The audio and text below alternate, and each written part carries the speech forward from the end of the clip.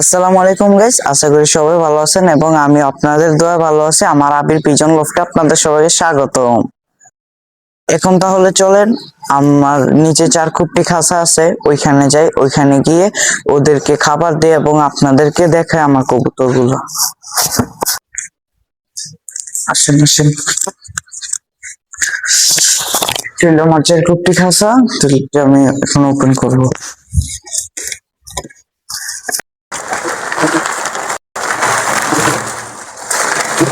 এটা দেখতে পাচ্ছেন, দেখাই কি কি কবুতর আছে।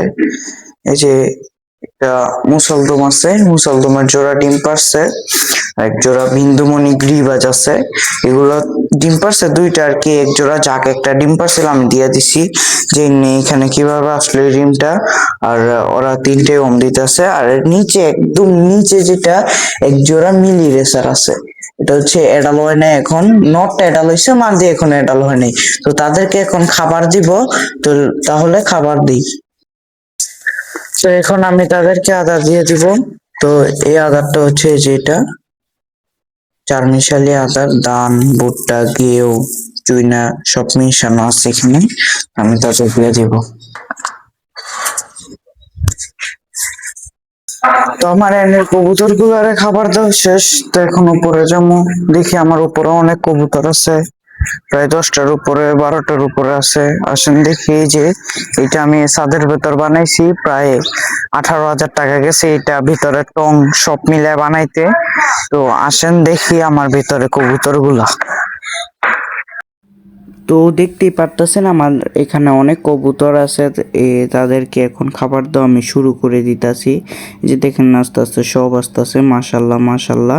আমার ওই যে দেখতে পারতেছেন এক জোড়া কালো ঝাঁক জোড়া আছে, তারপরে সিলভার গিরিবাজ আছে, পাকিস্তানি গিরিবাজ আছে, 2 জোড়া বাঘা আছে, তারপরে কালদম আছে, বাঘায়ের বাচ্চা আছে, তারপরে হচ্ছে বাংলা গোল্লা আছে। যে বাংলা গোল্লা কবুতরটা এটা কিন্তু একটা আনকমন, দেখতে পারতেছেন সব কবুতর সাদা কালো, ওইটা কিন্তু লাল, এই জন্য এটা আনকমন। আর ওই যে একটা লাল পাত্তির মাদি আছে, ওইটার সাথে আমি পাকিস্তানি গিরিবাসটা জোড়া মিলাইছি, তাহলে বাচ্চা করস খেয়ে কাটিংটা একই বের হইব। আর এক জোড়া কালদম আছে, তারপরে ওই যে একটা গিরিবাজের সাথে সিলভার গিরিবাজটা জমা দিছি, আমি শুধু গিরিবাজের সাথে একটা সিলভার গিরিবাজ জোড়া দিছি। তাহলে এগুলো আমার কবুতর। আর হচ্ছে উপরে এক জোড়া বাগায় জোড়া আছে, সেটি হচ্ছে আপনার সরা মুসলি লওয়ার জন্য চেষ্টা করতেছে। ওই যে দেখতে পারতেছেন ওই যে উপরে আবার কালদমের নটটা উপরে আছে। বাগায়ের জোড়াটা কিন্তু মুসলি চড়া লওয়ার জন্য করতেছে, নটটা পাগল হয়েছে কিন্তু মাদি করতে চাইতেছে না, এই জন্য। আবার আমার এখানে বাগায়ের বাচ্চাটা আছে, ওই নিজে নিজে আদার খেতে পারে।